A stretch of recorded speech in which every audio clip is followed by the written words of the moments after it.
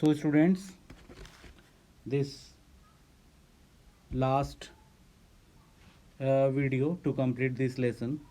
So, yesterday we completed how you entered a locked room.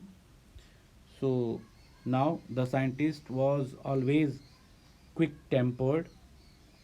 Now he became furious. You don't understand who or what I am, he shouted. Very well, I will show you. Suddenly he threw off bandages, whiskers, spectacles, and even nose. It took him only a minute to do this. The horrified people in the bar found themselves staring at a headless man. Mr. Jaffers, the constable, now arrived and was quite surprised to find that he had to arrest a man without a head. But Jaffers was not easily prevented from doing his duty. If a magistrate's warrant ordered a person's arrest, then that person had to be arrested with or without his head. There followed a remarkable scene as the policeman tried to get hold of a man who was becoming more invisible as he threw off one garment after another. Finally, a shirt flew into the air, and the constable found himself struggling with someone he could not see at all.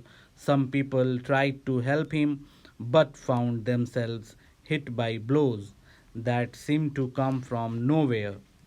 In the end, Jaffers was knocked unconscious as he made a last attempt to hold on to the unseen scientist.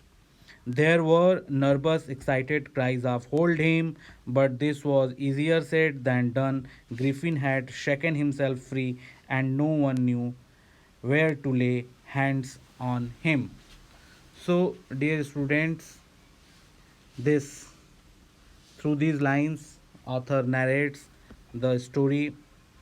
The scientists became really angry, started shouting that they don't understand who or what he was, and decided to show them the truth. He removed his bandages, whisker, spectacles, and also his nose. It took him just a minute to do all this, and the people in the bar were horrified as they looked at the headless man. Mr. Jaffers, the constable of the village, was surprised as he saw that he had to arrest a man without any head.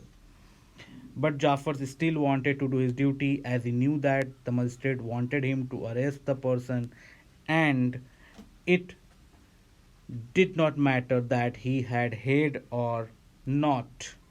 As he threw away more and more of his clothes, he became more and more invisible.